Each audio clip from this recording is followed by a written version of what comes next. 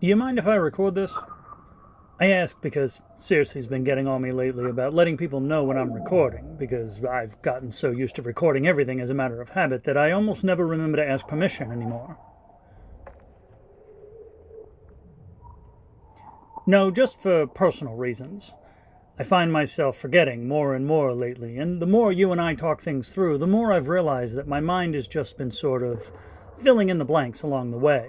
Now I catch myself wondering more and more which bits of my memory are genuine and which are my own embellishments.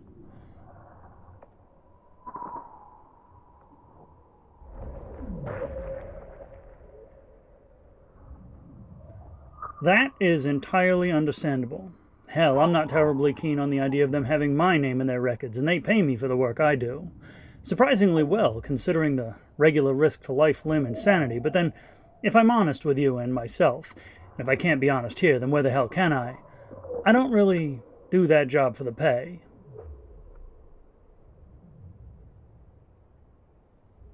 That is the $64,000 question, isn't it? Why the hell would a sensible human being willingly go to the sorts of places that the Institute sends us and actively seek out the sorts of things that the Institute asks us to investigate? And before you ask me what I think, I'll tell you. The obvious answer is that they wouldn't. No rational individual with a properly developed sense of self-preservation would go anywhere near the insanity we deal with. But we do. And the only logical conclusion I can draw from that is that we are therefore not sensible or rational individuals, if we ever were at all. We're fractured from the inside out.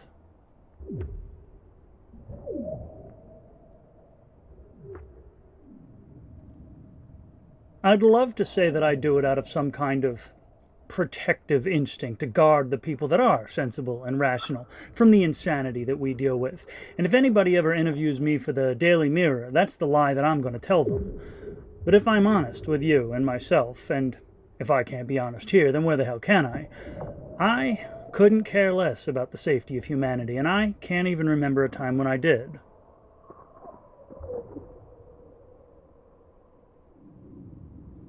Maybe. That feels like the sort of thing I might have cared about, but I don't remember what caring felt like. Only the fracture where that sensation might have been. I think there might have been a time when I believed that doing this job would help me find something to care about again.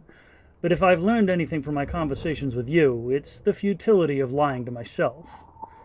You can only stare the truth in the face for so long before you realize that you're looking at your own reflection. Except that when you do recognize that stranger in the mirror, it becomes almost impossible to distinguish the reflection from the original. What was it Nietzsche said about gazing into the abyss?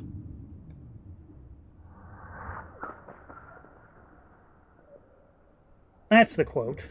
Beyond Good and Evil, Prelude to a Philosophy of the Future, 1886.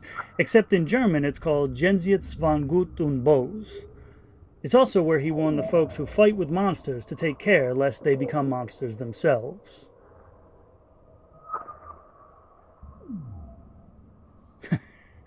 No, I don't think I'm becoming a monster. Not yet, anyway. At least not in the original sense of the word. In part because I don't actually fight with monsters, if you can even call the sorts of things we encounter in these investigations monsters. And I don't.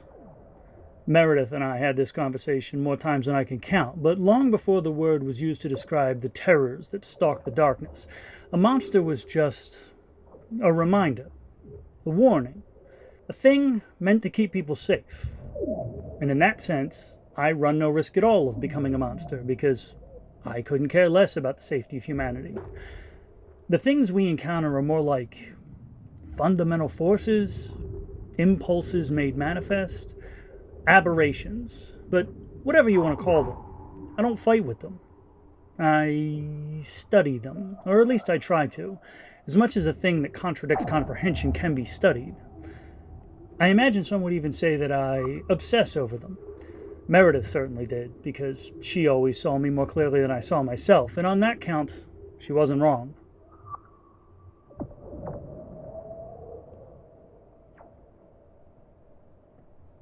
You know, I wish I had a concrete origin story to explain this hyperfixation of mine. I'm sure I could make something up that would sound immensely compelling, but if I'm honest with you and myself, and if I can't be honest here, then where the hell can I? There is no singular moment that I can point to that would explain my overwhelming preoccupation with the things that can't be seen and the places they like to hide.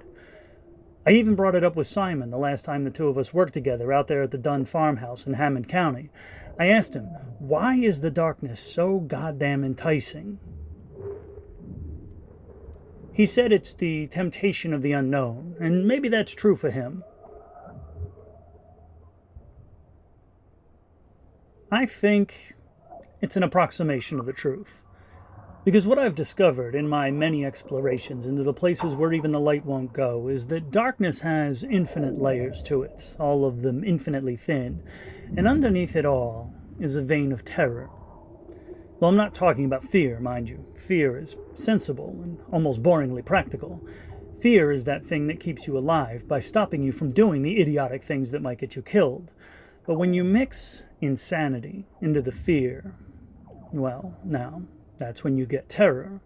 And I will tell you from personal and repeated experience that there is no high as towering as the one you get when you've pierced your way through all of those infinite layers of darkness into that vein underneath, and the thinking parts of your brain shut themselves off, and you just breathe that jagged energy into every flickering neuron.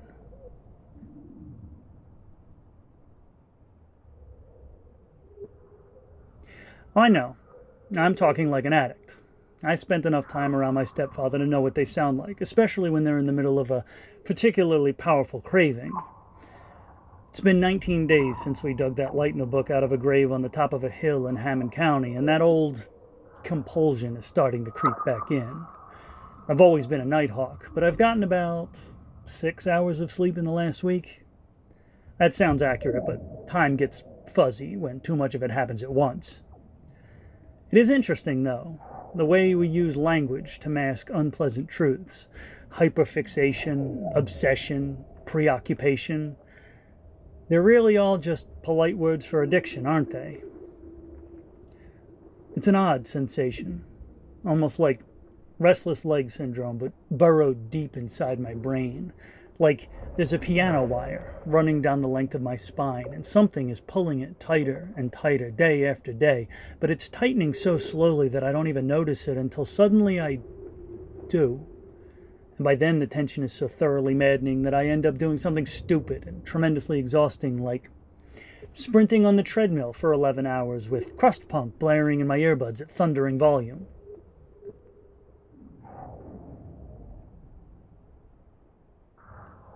Oh, it's been almost 9 months since I had that kind of an episode. The last time was a couple of weeks before my first appointment with you.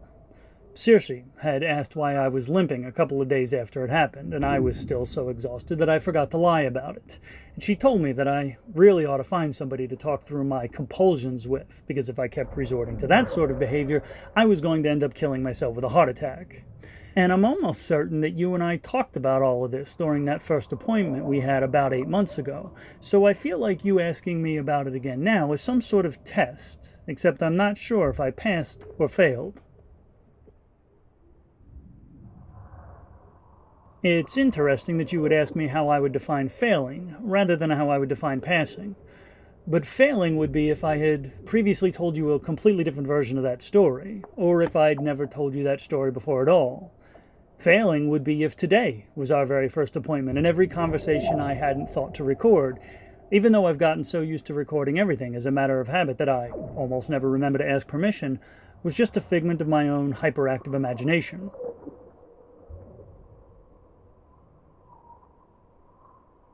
If memory serves me, and that if is intensifying by the day, then this is our 19th appointment, and I think that's the case because I was thinking this morning that 19 is a prime number, and it's also a sexy prime with the number 13 because they're 6 digits apart, and the Latin word for 6 is spelled S-E-X.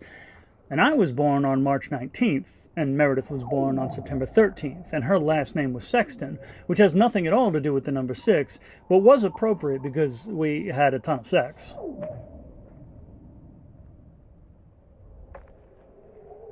Well, it's good to know that at least we're thinking of the same number.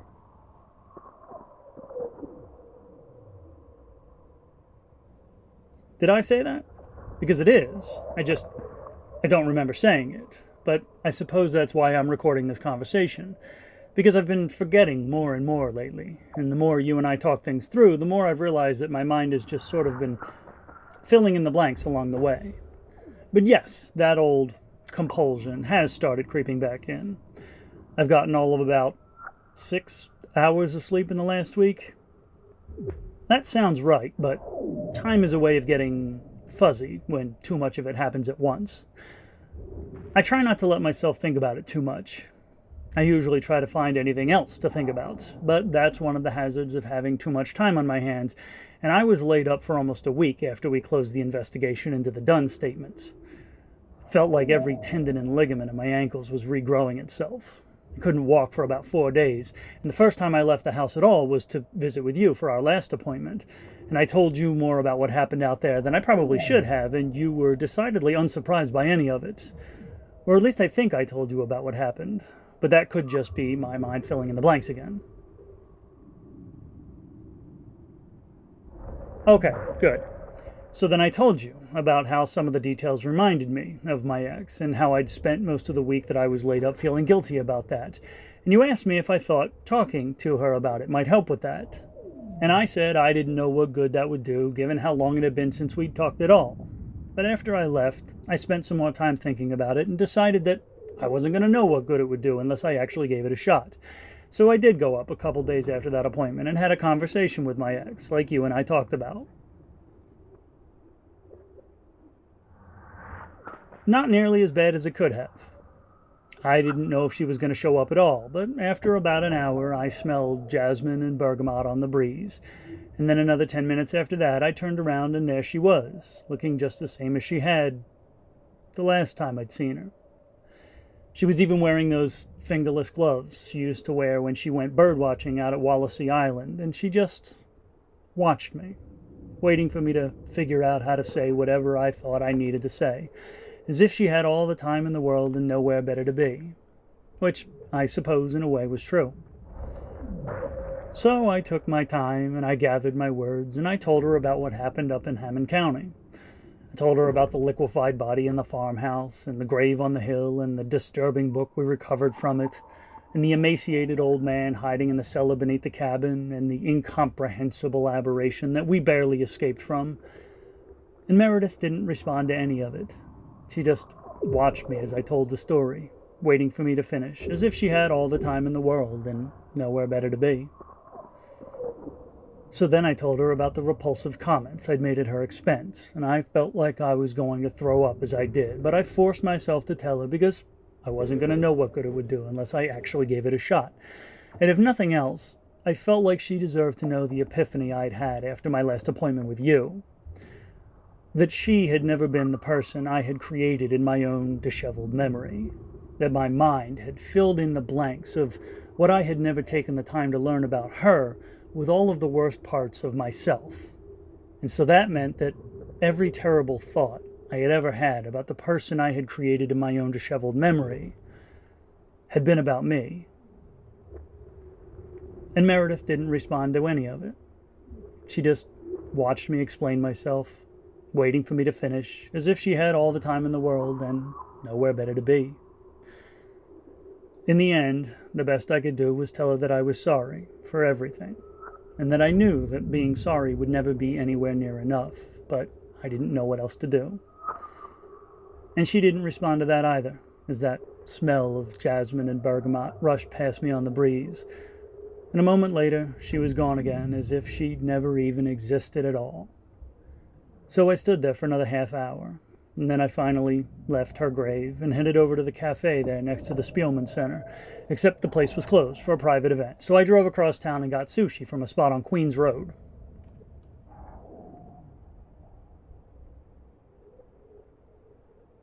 The sushi? Not really. But while I was sitting there eating in my car, I did feel an odd sort of atmospheric shift. Not in the actual weather, but like when a drastic change in altitude makes your ears pop, except emotional. The guilt was still there in the center of my chest, as heavy as it ever was. the inescapable weight that comes from realizing that the disfigured aberration you've been staring at for so long has been your own reflection the whole time, and understanding once you've recognized that stranger in the mirror that it's no longer possible to distinguish the reflection from the original. The weight didn't go away. It's still hooked in there right behind my sternum, but what had felt like it was dragging me back as I ran against a driving headwind now feels more like it's pulling me forward with the force of a tailwind instead. It's still the same guilt. It's mine to carry, but after that conversation, it feels a little like the weather patterns have changed around it, and maybe I can use that guilt to accomplish something productive. And I think that's the trick to this whole process we're engaging in here, because I think some people spend so much time trying to figure out how to repair the fractures or get rid of the weights they carry. But that's not how it works. And the more time and energy we spend trying to, the less of both we have for the work we actually need to be doing. Figuring out what those fractures and those weights have been preparing us for, and learning how they're going to help us accomplish it. Because I don't think those fractures and those weights are the impediments that some people treat them as. I think they're specialized, dangerous tools that only a few people are capable of wielding.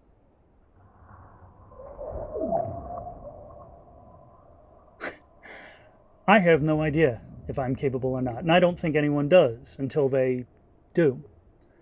It's another sort of test, isn't it? Except that failing, as far as I would define it, would mean being crushed by the weights and falling into the bottomless darkness of the fractures.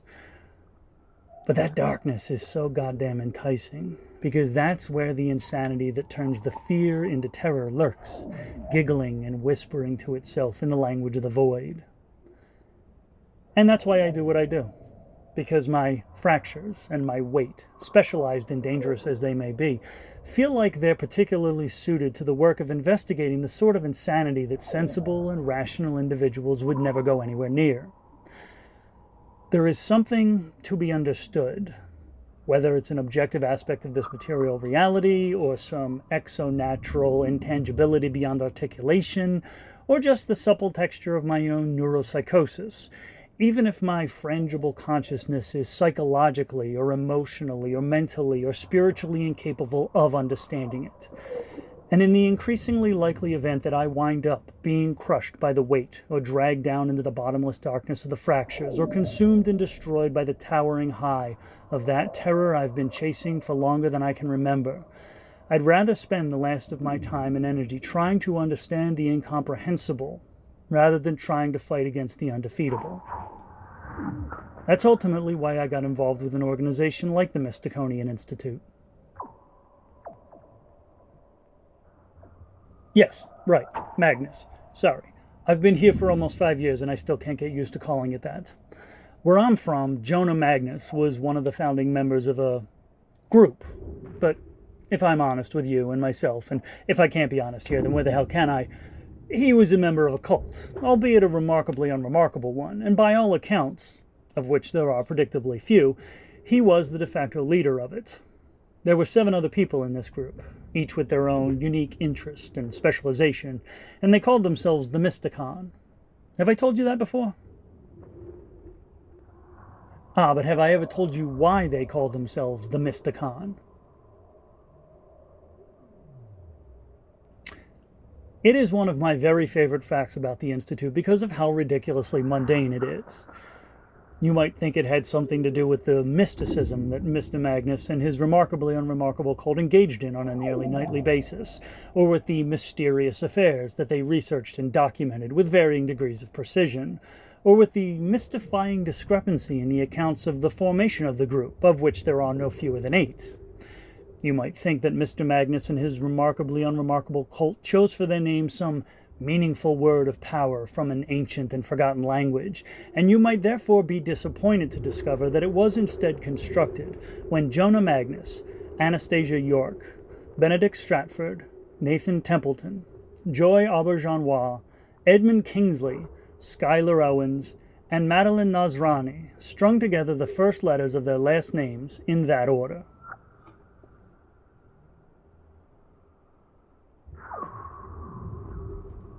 Did I say that? I don't remember. I might have, but my conceptualization of the arrangement of realities has become more nuanced over the last quinquennium, and that isn't quite the right word for it. I didn't cross from one universe into another.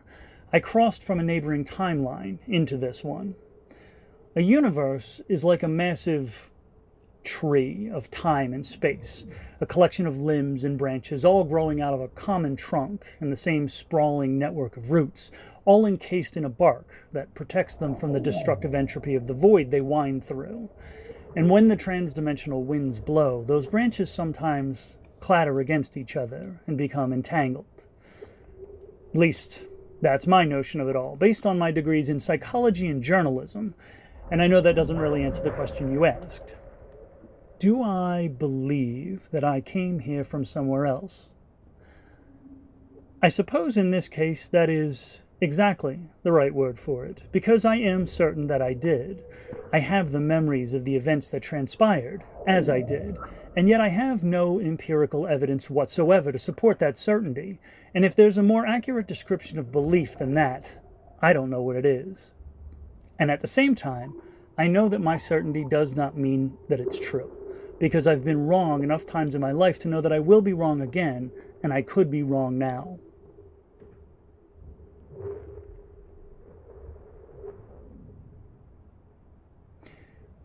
Well, I didn't say I remember, but I do have the memories, and I know that sounds like an unnecessarily pedantic distinction, but it feels more honest, and if I can't be honest here, then where the hell can I? My great-grandfather died the winter that I turned 13 years old, and amongst a few other things, I inherited a cardboard box of what turned out to be vintage first editions. Most were hardly worthy of note, but there were a few gems tucked away inside.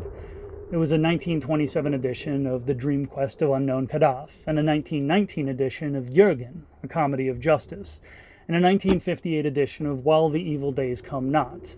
And right on the top, a 1934 edition of a book called Fer de Lance. It was autographed and inscribed, "Nothing corrupts a man so deeply as writing a book." The novel was the first appearance of Nero Wolfe, who some have suggested is also the son of Irene Adler and Sherlock Holmes, and I read that book twice in 11 hours. Now, what does any of that have to do with my unsupportable certainty that I shifted from one branch to another on this temporal tree growing out of a gap in reality into the middle of a multiversal void?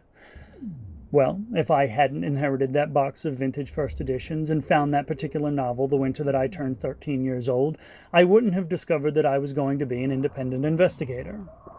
I had it in my head at the time that I was going to be an architect, and if I had pursued that profession instead, I never would have solved the 40-year-old murder of Joaquin Perry, nor gained a reputation as an effective investigator willing to take on more eccentric cases and clients, nor been subsequently approached in the middle of July 5 years ago by a Mr. Telemachos Vogel, who hired me to look into the disappearance of his sister, a cryptozoologist by the name of Cersei Ravenscroft,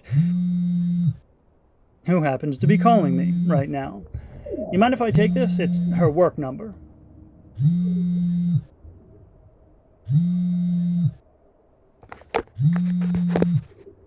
You've reached the phone of Belmont DeForest. How may I direct your call? I was trying to get a hold of an obsessive investigator who explores dark places. Speaking. Also, I am recording at the moment. I'm trying to remember to let people know when I'm doing that, so are you okay being included in this audio file? I'd actually rather if you didn't in this case. This may be sensitive information that shouldn't be committed to a permanent form at this point. We're just not sure yet. Yeah, of course. Let me just end the recording here and then we can speak freely.